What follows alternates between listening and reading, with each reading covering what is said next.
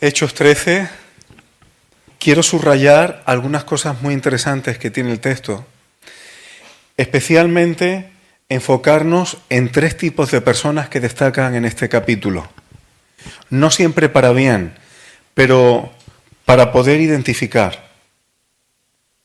Comienza el capítulo donde hermanos, discípulos de Cristo de la ciudad de Antioquía, eran profetas y maestros. El Espíritu Santo repartió dones y en esta ciudad había profetas y maestros. Se nos menciona algunos de ellos y el versículo 2 dice algo que me encanta. Ministrando estos al Señor. Estos profetas y maestros no estaban con activismo religioso, no estaban con activismo eclesial. Teniendo sus dones, estaban enfocados en ministrar directamente al Señor. Enfocados en el Señor. Y esto es interesantísimo y guarda relación con lo que el hermano Gabriel nos ha compartido antes. Hay veces que la mucha actividad, incluso religiosa o incluso eclesial, pueden apartar nuestra mira del Señor. O a veces ser como un sucedáneo que nos calme la conciencia por una falta de comunión con el Señor. Pero todos necesitamos enfocarnos y centrarnos en Él y en su persona. Y a partir de ahí, lo que el Señor quiera. Entonces ellos estaban ministrando al Señor, estaban ayunando. Y en este contexto, el Espíritu Santo les dice: apartadme a Bernabé y a Saulo para la obra a la que los he llamado. Esto me encanta, hermanos, porque aunque aquí no se nos está dando normas, pero estamos viendo cómo el Espíritu Santo funciona. Vemos que el Espíritu Santo hace un llamamiento, pero esto no es un llamamiento particular o personal. A veces vemos como el Señor, a algunos profetas les llamó personalmente para que fueran a profetizar al pueblo de Israel. Pero aquí hay una obra donde el Espíritu Santo es el que toma la iniciativa de revelar en la iglesia de una manera colectiva mientras está ministrando al Señor, enfocados en el Señor. Entonces que el Espíritu Santo toma la iniciativa de decir que he escogido a estos 2 siervos para una obra especial.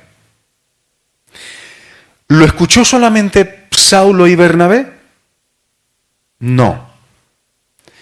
Había otros hermanos. No fue un llamamiento particular, sino que la iglesia tiene conciencia de lo que el Espíritu Santo quiere, y en esa unidad del Espíritu van a enviar a Bernabé y a Saulo. Esto es importante, hermanos. No se nos dice en qué forma concreta y específica hablar al Espíritu Santo aquí, pero no es que se pusieron de acuerdo en la iglesia, venga, vamos a mandar a alguien a una obra. ¿Quién pensáis? Nos ponemos de acuerdo y todos con la conformidad y la comodidad de que hemos tomado un acuerdo en común. No parece que sea así como ocurrió, sino que el Espíritu Santo revela a los hermanos que están ministrando y buscando al Señor. Y esto es importante, porque primero se ministra al Señor y luego el Señor dice qué quiere que se haga para Él. Muchas veces cuando una persona viene al Señor y se convierte,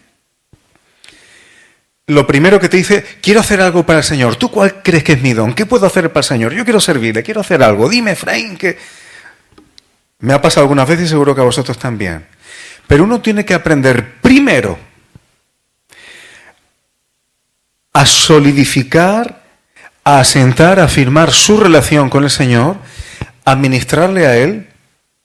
Y cuando se está en esa circunstancia, ahora el Espíritu Santo, en función de los dones y en función del momento que Él indique, es el momento de servir.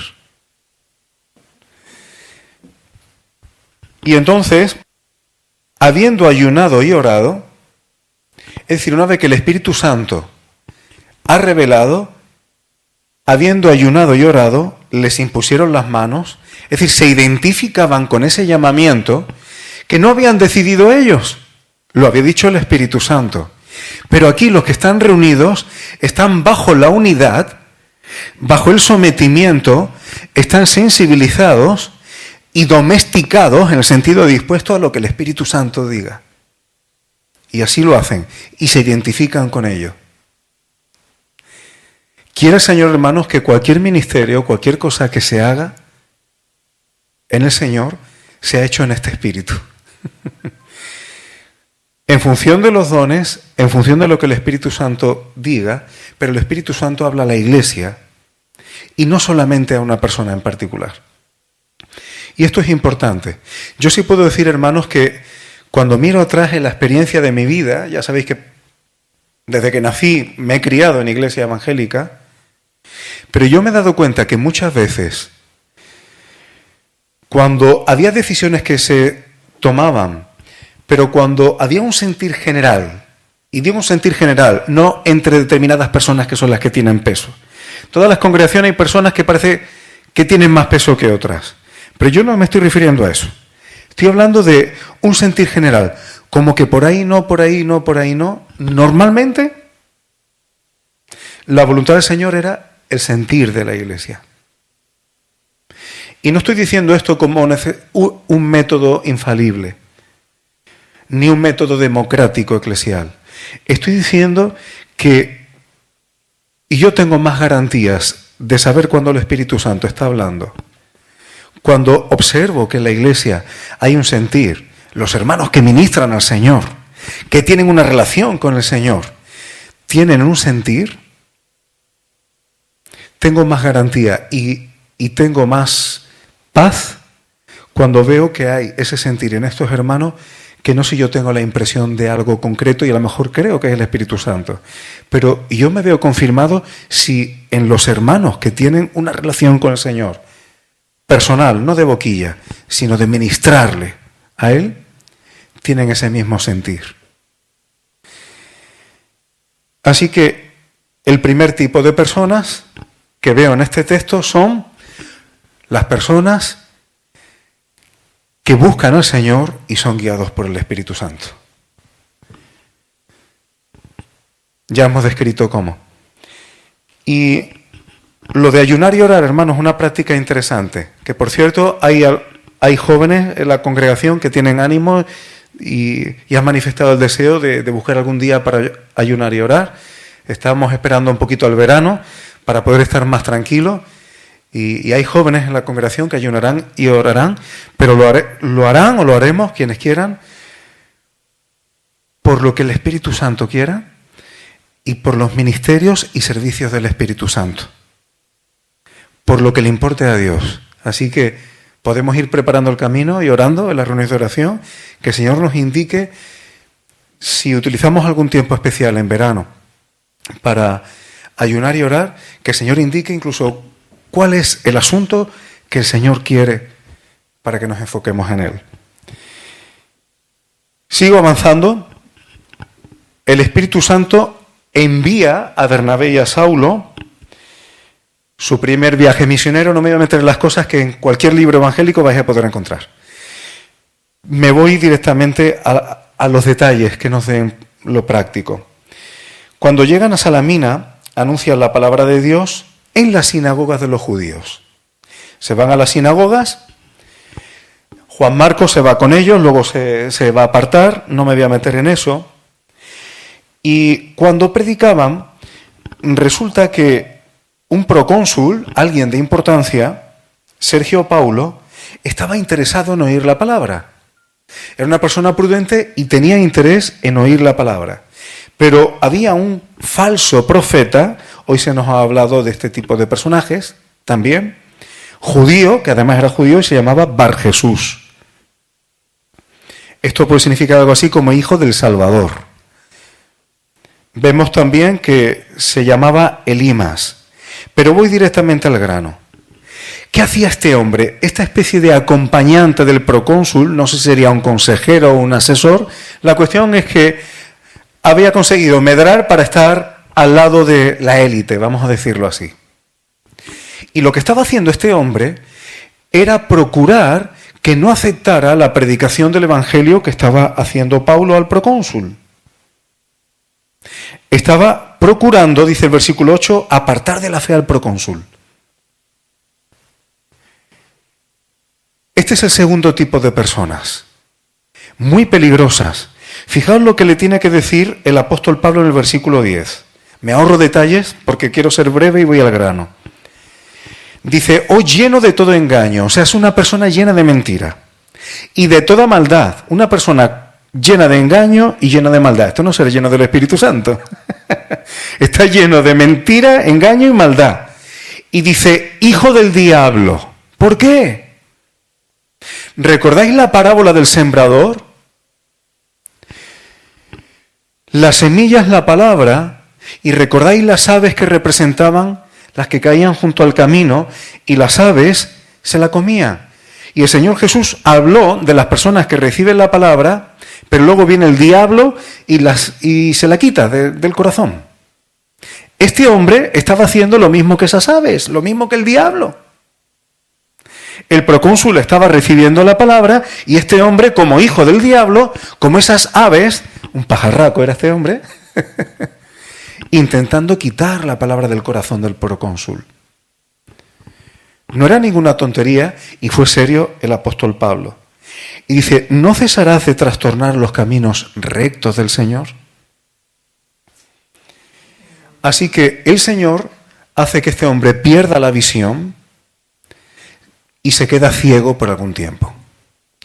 Cuando ocurre esto, el procónsul, viendo lo que había sucedido, estoy en el versículo 12, dice, creyó. Pero me encanta cómo termina el versículo, hermano. Acababa de ver un hecho sobrenatural. Si el versículo terminara ahí, viendo lo que había sucedido, creyó, tú dirías, al ver algo sobrenatural, eso aumentó su fe. Bueno, no quiere decir que una señal sobrenatural de Dios pueda fortalecer de alguna manera. Otra cosa son las personas que tienen una fe tan débil que necesitan cosas sobrenaturales constantemente porque si no su fe se tambalea. Esa no es la fe probada, esa no es la fe madura. Pero dice, maravillado de la doctrina del Señor. Esto me encanta, hermanos. Lo que tenía maravillado al procónsul no fue el hecho sobrenatural, sino la enseñanza de la palabra y del Evangelio que le estaba predicando el apóstol Pablo. Esto es lo que nos debe maravillar, lo que Dios hace, lo que Dios quiere que se predique, no necesariamente un hecho sobrenatural. Este es el segundo tipo de personas, peligrosas, los que quitan la palabra del corazón de las personas. Y hay personas que se especializan en eso y que pueden trastornar la fe de alguien, incluso de alguien que cree. Tercer y último tipo de personas, quiero subrayar algo porque esto va a apuntar a nuestra carne, al hombre natural y al corazón, a un tipo de pecado peligrosísimo, pero que no se ve y que si alguien te lo niega, pues tú no lo puedes demostrar. El apóstol Pablo, pasando Perge, llegan a Antioquía de Pisidia. Esta es otra Antioquía.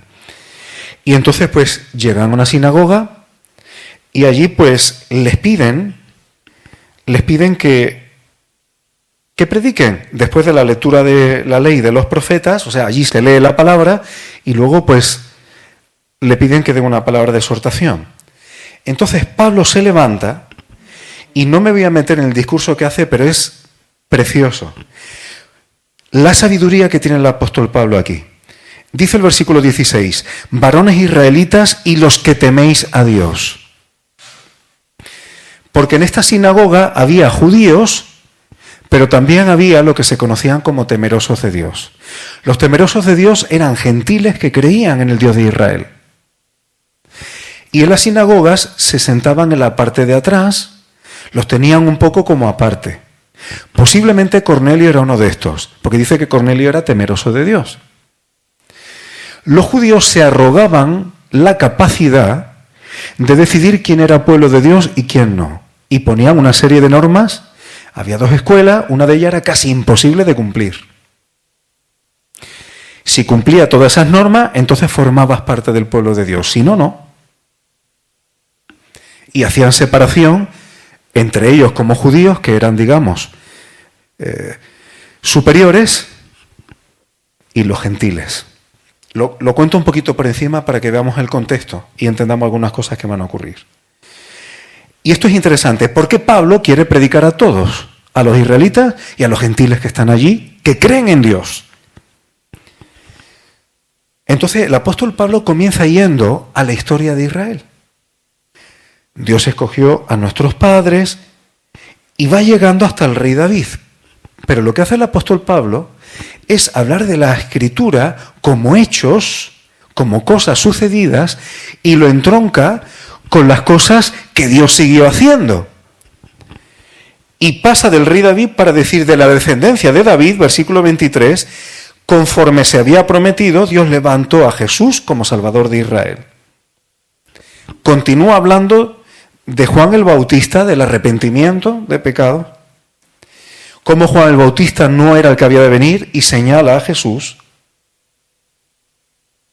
Y dice el versículo 26, varones hermanos. ¿Y quiénes son estos varones hermanos? Hijos del linaje de Abraham, y los que entre vosotros teméis a Dios. Es decir, Pablo está llamando hermanos a los dos. A los judíos que están allí y a los temerosos de Dios, que eran gentiles, que creían. Dice, a vosotros, es decir, judíos y gentiles, es enviada la palabra de esta salvación. El apóstol Pablo señaló directamente, dice, los habitantes y de Jerusalén y sus gobernantes, dice que condenaron a Jesús, dice, pero lo que estaban haciendo era cumplir lo que estaba profetizado.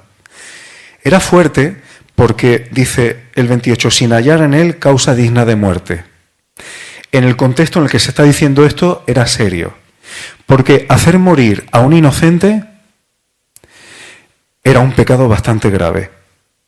En la ley mosaica tenía que haber testigos antes de emitir sentencia de muerte. Para una persona tenía que haber una serie de protocolos para que hubiera unas garantías judiciales, vamos a decirlo así. Entonces, está hablando de Jesús, está diciendo quién es Jesús, y ahora le está diciendo en toda su cara que todo esto lo hicieron sin hallar en él una causa digna de muerte, es decir, una causa justificada por la ley. Era fuerte. Y no solamente eso, predica la resurrección, diciendo, pero Dios le levantó de los muertos, y dice que se apareció a muchos, y cómo, entre los apóstoles, dice, ahora son testigos delante del pueblo.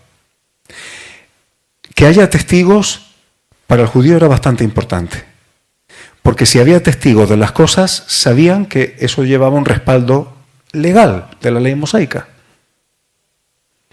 Por lo tanto, esto tenía pesos. Ahora, fijaos el versículo 39. De todo aquello de que por la ley de Moisés no pudisteis ser justificados, en él, en Jesús, es justificado todo aquel que cree. El Señor Jesús, hermano, lo hemos hablado otras veces, su obra de expiación en la cruz era completamente legal conforme a la ley que Dios dio. Es la única vía conforme a la ley de Dios por la que podemos ser salvos. Es la única vía conforme a la ley de Dios. No tenemos nosotros capacidad legal, ni nosotros ni nadie, de poder justificarnos delante de Dios con nuestros propios recursos. Pero en Jesús hay una posibilidad. Es gracia para nosotros, es misericordia, compasión de Dios para nosotros, pero es una vía legal conforme a la justicia de Dios. Frente al enemigo, frente a la carne, frente al pecado, ante la comunión con el Padre. Y esto Pablo lo explica. Y los gentiles le pidieron que siguieran. Ya sabéis qué gentiles son, porque si estaba hablando en la sinagoga no eran gentiles que estaban en la calle. Eran gente temerosa de Dios, pero escucharon y creyeron. Y le pidieron que a la semana siguiente siguiera hablando de esto. Pero también dice el 43 que muchos judíos y prosélitos piadosos siguieron a Pablo y a Bernabé. Es decir, había más gente que quería escuchar. Y ellos persuadían para que perseveraran en la gracia de Dios. Ahora, ¿qué pasó? Una semanita después, el primer día todo el mundo encantado. Pero una semanita después se junta, el boca a boca hace mucho, se junta toda la ciudad para seguir escuchando y para escuchar la palabra de Dios. Maravilloso, ¿verdad? Y mira que había judíos que lo seguían, pero aquí esto ya no gusta tanto. Demasiado éxito en poco tiempo. Versículo 45. Viendo los judíos la muchedumbre, se llenaron de celos, envidia, y rebatían lo que Pablo decía, contradiciendo y blasfemando. Qué natural para el ser humano caído hacer cosas motivados por celos y envidia. Pero claro, si eso va por dentro, demuéstrame que lo que hago es por eso. No es la primera vez que se dice esto en Hechos de los Apóstoles. En el discurso, en Hechos capítulo 7, Esteban dice: nuestros padres, movidos por celos y por envidia, hicieron lo que le hicieron a José. O sea que en el ser humano caído eso ha estado siempre. Pero qué peligroso, hermano, es cuando se le da un vestido religioso a lo que proviene de la carne. Porque claro, estos judíos rebatían lo que Pablo decía y le contradecían, pero ¿era una intencionalidad de ver lo que era real conforme a la palabra de Dios? Lo que les movía era una pureza doctrinal. Lo que les movía eran los celos, demasiado éxito, y no lo soportaban. Y ya pusieron en contra de la ciudad. Dice el 50 que incluso estos judíos instigaron a mujeres piadosas y distinguidas. Es decir, gente que procura vivir como Dios quiere y buscar a Dios, les involucran en su ataque de celos y de envidia. Los polarizan. Estaban buscando apoyo en su empresa movida por este corazón corrupto. Qué malos son los judíos, ¿no? Algunos pensarán eso. Nosotros somos maravillosos. La carne es la carne, hermano. Sea uno judío, ¿no? La carne es la carne. ¿Y qué fue lo que procuraron? Como estaban teniendo éxito, movidos por celo, levantaron persecución y le expulsaron de sus límites. Fuera de aquí. Un cerco a esta gente. ¿Qué es lo que hizo el apóstol Pablo y Bernabé cuando los echaron? Dice, sacudiendo contra ellos el polvo de sus pies. Exactamente lo que el Señor Jesús dijo ante los que no quieran escuchar la palabra de Dios. Hay un momento en que ya uno no tiene responsabilidad. Hay un momento en que tú no tienes obligación. Si alguien hace algo contra ti por celos o por envidia y contradice la palabra, hay un momento en que tú no tienes obligación de estar ahí. Porque si no, parece que estás como en pleitesía, necesitas su aprobación, no lo va a conseguir nunca. Porque lo que hay detrás son este tipo de cosas. Y con esto termino, hermano, porque el tercer tipo de personas en un sentido negativo son los que les impulsa cosas del corazón caído, como es la envidia o los celos. Y nosotros podemos decir, ¿estas cosas pasan en la iglesia? Sí, pasan en la iglesia. ¿Pasan fuera? También pasan fuera. Porque la carne es la carne, hermanos. Y lo digo como para que nos examinemos, para que sea el manantial del Espíritu Santo, como nos ha compartido el hermano, lo que venga de nuestro corazón. y no las cosas de la carne, aunque a veces se le trate de poner un barniz religioso o de celo por Dios. Y las preguntas son sencillas. Si alguien te habla de un hermano en la fe y te dice que, pues no sé yo, o que por un negocio, algo que ha empezado, ha pegado el pelotazo, como se suele decir, y de buena primera prospera mucho y gana dinero y tal, ¿cómo te sienta eso a ti? Pero de una forma real. ¿Qué sensación te da a ti? Cuando a alguien le va bien o hay una noticia buena hacia alguien y a lo mejor tú no participas de esa bendición, tu historia o tu vida es otra, ¿cómo te sientan esas cosas? Hermano, hay pecados que no se ven, pero cuando están dentro del corazón, si eso nos motiva o eso impulsa decisiones que tomemos, cosas que hagamos, eso contamina. Dejemos que el Espíritu Santo tome todo nuestro ser, todas las áreas, empezando desde dentro, para que las cosas que hagamos externas obedezcan a la guía del Espíritu Santo y no a nuestro corazón caído. Que ya dijo el Señor Jesús que de ahí viene todo lo sucio. Y los pecados vienen de esos rebujitos internos que... 3 tipos de personas, hermano. Los que ministran al Señor y en esa circunstancia son guiados por el Espíritu Santo para servirle. Las peligrosas que tratan de arrancar del corazón de otras la palabra de Dios. Y los que en un contexto incluso creyente, pero sobre todo las personas que son movidas por celos o por envidia o por las pasiones caídas que el corazón lleva dentro. Hermano, no hay otra guía más adecuada para el ser humano, sea la situación que sea, que ser guiado por el Espíritu Santo y no por ninguna otra motivación. Solo el Espíritu Santo de Dios. Y esa es la garantía que nos ha dejado como arras, como el Consolador, el Paracletos, el Socorredor, hasta que el Señor venga, físicamente. Mientras tanto, el Espíritu está aquí con nosotros, en nosotros, para guiarnos y para que tengamos la valentía y la honestidad de, a la luz del Señor, ser capaces, Señor, esto está viniendo de mi carne. Esto lo estoy haciendo por estas motivaciones, no son sanas. Señor, quiero hacer las cosas en tu poder, en tu voluntad, en tu guía, en tu pureza, en tu limpieza. Bendito sea su nombre, hermano.